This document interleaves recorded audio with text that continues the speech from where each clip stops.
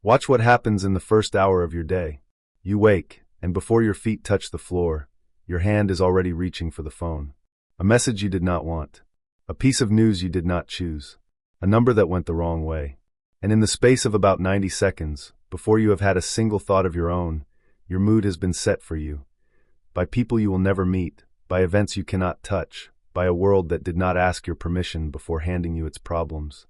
Then the day continues in the same pattern. Someone is short with you, and your whole afternoon tilts. A plan collapses, and you spend the evening replaying it. The traffic, the weather, the offhand comment, the thing that did not go your way, each one reaches directly into your nervous system and adjusts your state without resistance, because there is no resistance in place. You have handed the keys to your inner life to everything that is not you. And then, at the end of a day spent reacting, you wonder why you feel so depleted. This is the ordinary condition of the modern mind, and it is exhausting in a way that has nothing to do with how hard you worked. It is the exhaustion of being moved all day and never still. The Stoics had a precise diagnosis. Most suffering comes not from events, but from the untrained mind's relationship to them. And they concluded what the modern world has forgotten, that mental strength is not a temperament you are born with. It is a discipline you build. That distinction matters more than anything else here. If mental strength were inborn, there would be nothing to do. But the Stoics demonstrated, across centuries and radically different lives, that it is trained, built through specific, repeatable habits, forged daily the way physical strength is, through deliberate and often uncomfortable practice. What follows is 6 of those habits, the ones the great Stoic thinkers used to build a mind that circumstances could not defeat. Welcome to Logostoic. What you are about to hear is not a list of motivational tips that feel good for an afternoon and change nothing. It is 6 trainable disciplines that, practiced consistently, build a mind the world cannot knock over at will. This video is not for everyone. It is for the person who is tired of living on reaction, tired of handing their inner state to every passing event, every notification, every mood that walks into the room, and is finally ready to do the daily, unglamorous work of building something steadier underneath. If that is you, like this video, subscribe to Logostoic, and stay for every part of what comes next, because each habit builds on the one before it, and the 6th is the hardest of them all. If you are ready to stop being moved by everything and start training the mind that moves you, prove you mean it. Type this in the comments right now. I train my mind daily. Now let's begin. Habit 1. Master the dichotomy of control. The deepest root of most mental suffering is not circumstance. It is confusion about control. We suffer because we pour our energy into things that were never ours to govern. Other people's reactions, the outcomes of our efforts, the verdict of the future. We grip what cannot be gripped, and the grip itself is the suffering.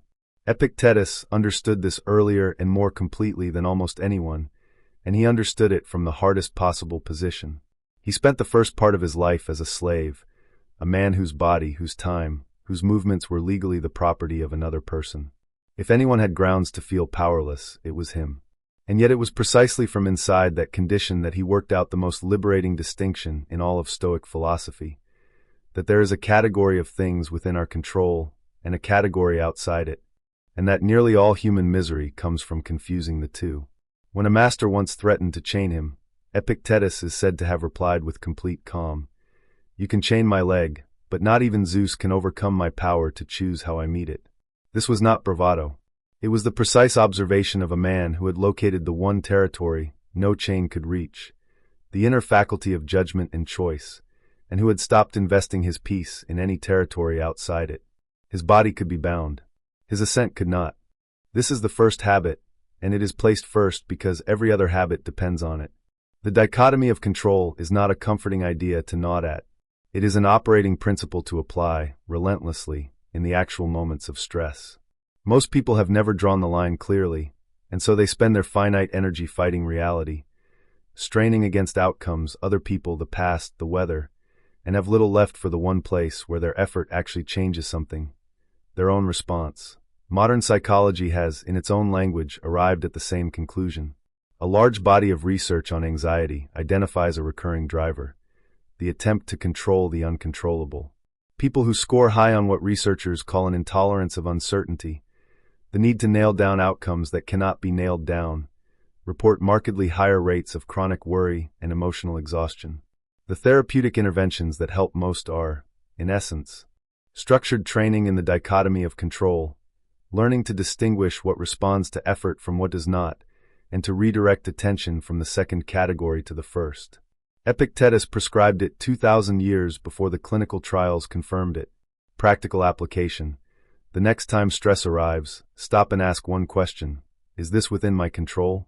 If it is not, the work is to accept it and withdraw your energy from it, not because acceptance is pleasant but because the alternative is to bleed effort into a wall. If it is within your control, then act, immediately, without the hesitation that drains resolve. That single question, asked consistently, will reorganize where your entire mind spends its energy. You will stop fueling the unwinnable fights and start fueling the ones that are actually yours. You have been pouring your energy into outcomes, other people, the future, none of which were ever yours to command. It is exhausting you, and it changes nothing. Let go of what isn't yours. Comment below: I control what is mine. Habit 2. Eliminate the habit of complaining. Complaining looks harmless. It feels, in the moment, almost like relief, a small venting of pressure, a way of registering that something is wrong.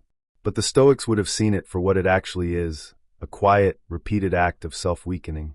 Because every time you complain, you are rehearsing a specific message to your own mind. I am a victim here. This is happening to me. I have no power over it. And the mind, hearing that message often enough, begins to believe it and to organize itself around it. This is the danger that makes complaining worth taking seriously. It is not merely an unpleasant habit or a social irritant. Over time, it becomes the mold that shapes a weak character. The person who complains habitually is training themselves, repetition by repetition, into a posture of helplessness, and that posture eventually becomes who they are, not just how they speak. Stoicism cuts underneath the whole pattern with a single uncomfortable observation, stated most clearly by Epictetus. It is not events that disturb us, but our judgments about events. The rain does not make you angry. The thought that the rain is ruining everything makes you angry. The traffic does not generate the frustration.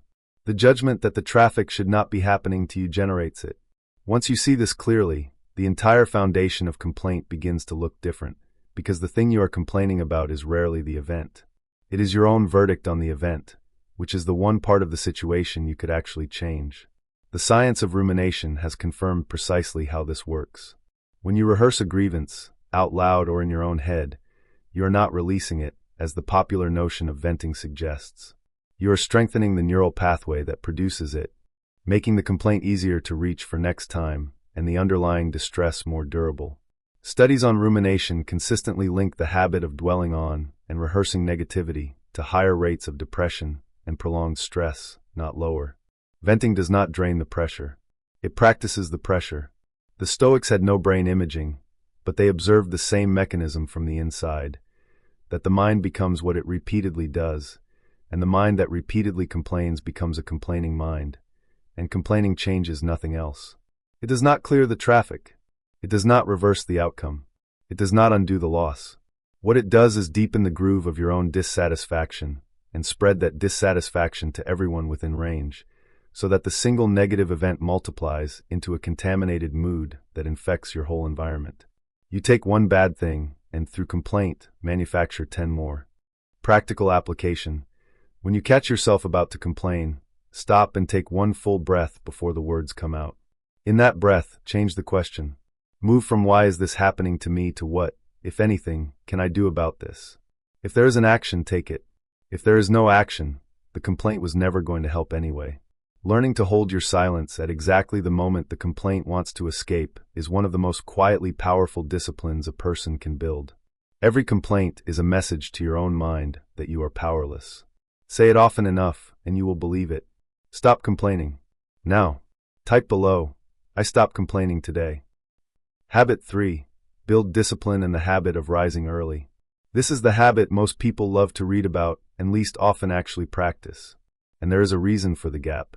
Discipline, in the moment it is required, never feels like strength. It feels like discomfort, the small, sharp resistance of doing the thing you do not feel like doing. And so most people wait to feel like it, and the feeling never reliably comes, and the discipline never gets built. The Stoics were unsentimental about this. They understood that procrastination and chronic laziness are not really about rest, They are more often a kind of avoidance wearing the costume of comfort. The body wants to stay where it is warm and easy. And the untrained mind obeys the body, then constructs reasons afterward to justify the obedience. What is striking is that even Marcus Aurelius, a man who held the entire power of the Roman Empire, who answered to no one, had to fight this exact battle every morning. In his private journal, he recorded the argument he had with himself on the days he did not want to rise. Were you born, he asked himself, merely to feel comfortable, to lie warm under the blankets?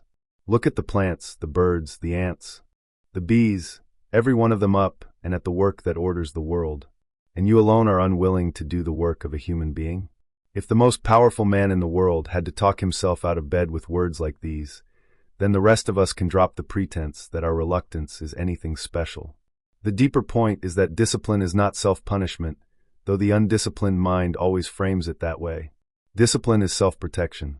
It is the structure that holds your life upright when motivation, which is a feeling and therefore unreliable, inevitably fails to show up. The person who acts only when inspired is at the mercy of their moods. The person who has built discipline has a floor beneath them that holds regardless of mood. There is a finding in modern behavioral science that the Stoics would have recognized instantly. The treatment for the kind of inertia that keeps people stuck, known as behavioral activation, does not work by first repairing motivation and then producing action. It works in the opposite order. It has people take the action first, in small committed steps, regardless of how they feel, and the motivation arrives afterward as a consequence of the doing. This is the exact inversion the Stoics insisted on, and the exact one most people get backward. They wait at the starting line for a feeling that only ever shows up once they have already begun to run. Practical application. Build one fixed morning routine, and hold to it whether you feel motivated or not. The point is not the specific contents of the routine. The point is the loyalty to it in the absence of feeling, because that loyalty is the muscle being trained. Remember the order, because almost everyone gets it backward. Action comes first and inspiration follows. You do not wait to feel ready in order to act. You act, and the readiness arrives behind it. You have been waiting to feel motivated before you act. The feeling is not coming, and your bet is winning. Stop negotiating with comfort. Comment below, discipline over comfort. Habit 4, practice negative visualization. Unbroken optimism is a more dangerous trap than it appears. When a person trains themselves to expect only good outcomes, to assume things will go smoothly, that the people they love will always be there, that the conditions of their life are stable, they are not building strength. They are building fragility. Because a mind that has only rehearsed the good case is a mind that will be genuinely shattered by the bad one, and the bad one always eventually arrives. The Stoics built the opposite habit, and they did it deliberately. They called it the premeditation of adversity, and Marcus Aurelius practiced it at the start of each day. Before anything else, he would tell himself what the day was likely to contain, that he would meet with interference, ingratitude, arrogance, disloyalty, ill will, and selfishness. This sounds, to the modern ear, like a recipe for a miserable morning. It is the opposite. The function is not to generate gloom. It is to remove the element of ambush. A difficulty you have already rehearsed in advance lands very differently from one that catches you completely undefended. There is a precision to this that is easy to miss. The Stoic is not predicting disaster, not catastrophizing, not marinating in worry. The exercise is brief and contained, a deliberate, clear-eyed look at what could go wrong, held just long enough to prepare the mind, and then set down. The person who has spent 2 minutes imagining the difficult conversation is not anxious when it arrives. They are ready. The blow they anticipated does not knock them over the way the unanticipated one would. There is a real psychological mechanism underneath this, and modern research has mapped it. The mind habituates to whatever is constant, a phenomenon called hedonic adaptation. The good things in your life, however significant when they arrived, fade into an unnoticed background through sheer repetition, which is why acquiring more rarely produces lasting satisfaction. Negative visualization interrupts that adaptation deliberately. By briefly imagining the absence of what you have, you force the mind to re-register it as something that could be gone, which restores its visibility. Researchers studying gratitude have found that imagining the loss of a good thing produces a stronger appreciation of it than simply being told to feel thankful for it. The Stoics built the more effective intervention by accident 2,000 years early, And the practice carries a second effect that is even more valuable than the preparation. When you deliberately imagine losing the things you have, your work, your health, the people closest to you, and then return to the fact that you still have them, they stop being invisible. The mind, which adapts to everything and therefore stops noticing almost everything it possesses, is jolted back into actually seeing what is in front of it. Negative visualization, paradoxically, is one of the most reliable generators of genuine gratitude that the Stoic tradition produced, sharper than any reminder to be thankful, because it works through the imagined absence rather than the abstract instruction. Practical application. Each morning, take 2 minutes to imagine one difficult thing that could plausibly unfold during the day, and one good thing you currently take for granted being gone. Not to worry, and not to wallow, to prepare and to see. When the difficulty arrives, you will already have met it once. And when you return to what you have, you will find it has become visible again. You have trained yourself to expect only the good case, which is exactly why the bad one will break you. Picture what you could lose. Now, type below, I prepare for the storm. Habit 5. Keep a journal for honest self-examination. In a world engineered to keep your attention pointed outward, at screens, at feeds, at everyone else's lives, most people go years without ever having a genuine, uninterrupted conversation with themselves. And the cost of that absence is invisible right up until it is enormous.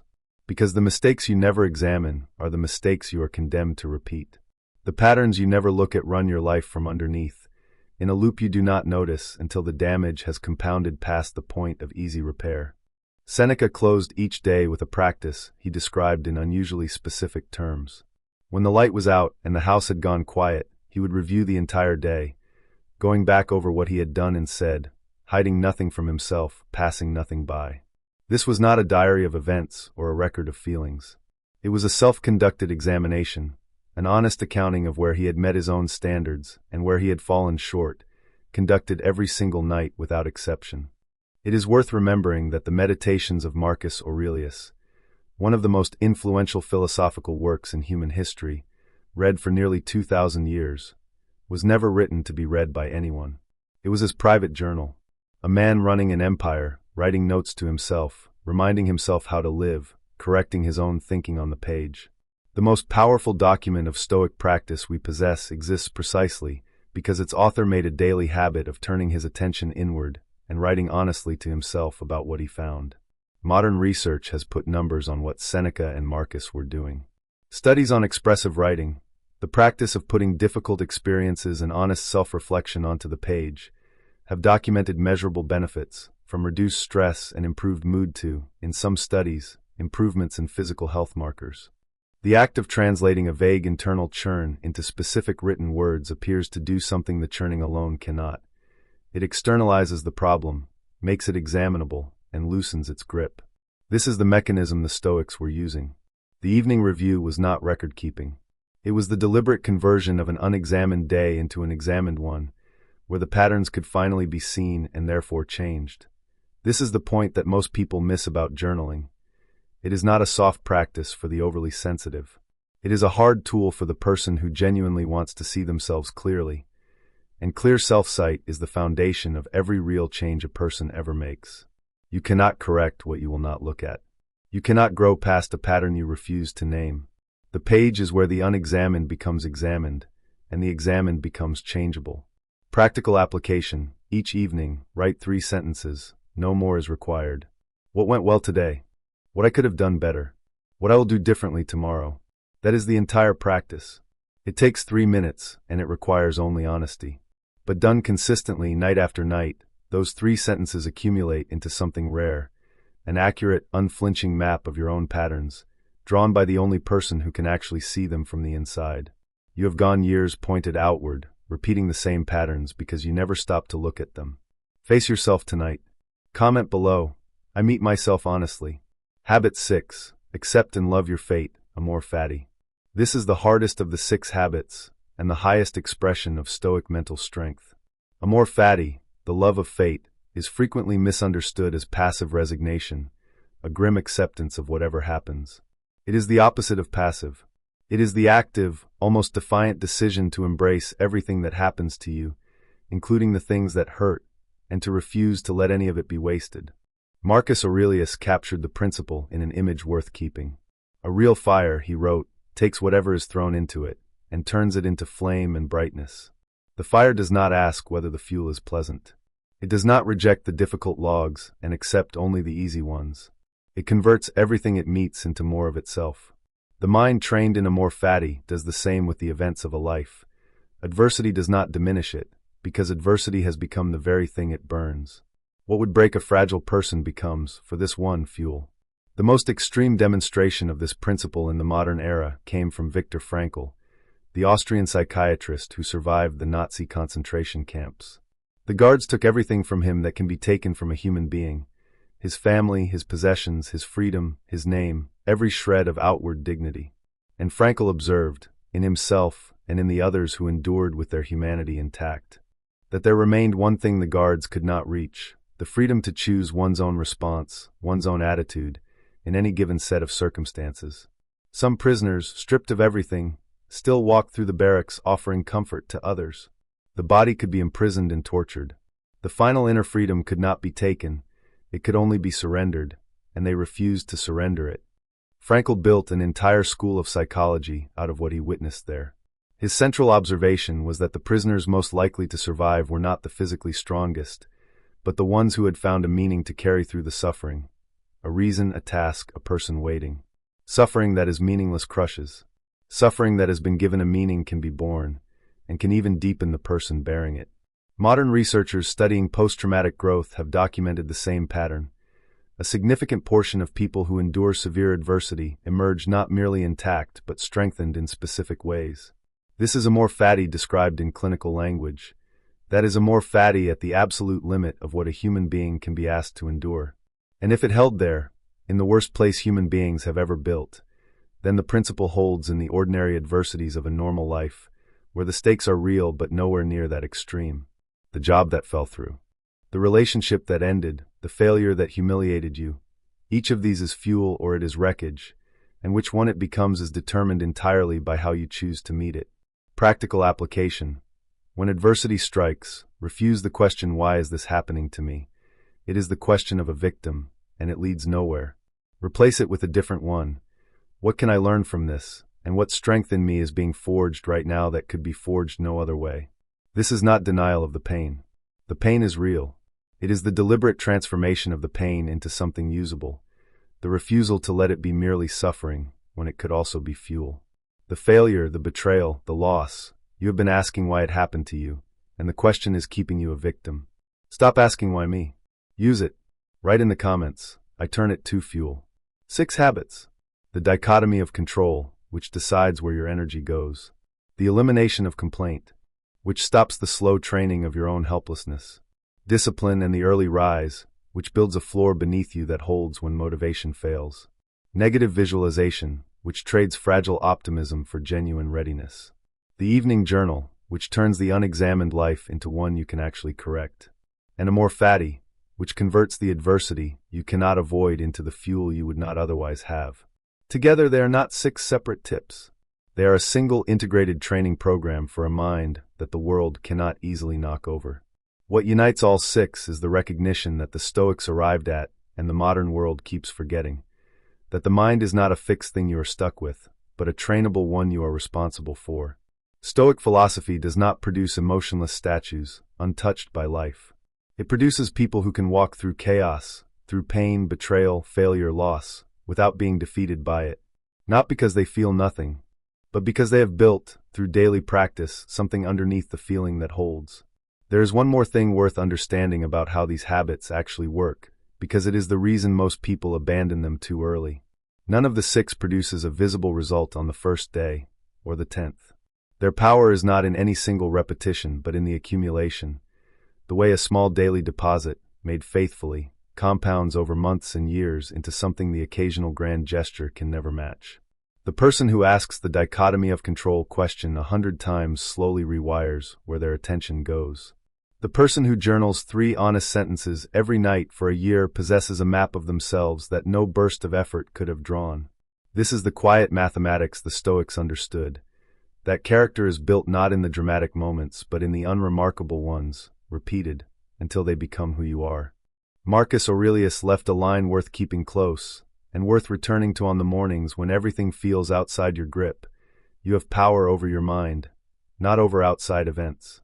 Realize this, and you will find strength.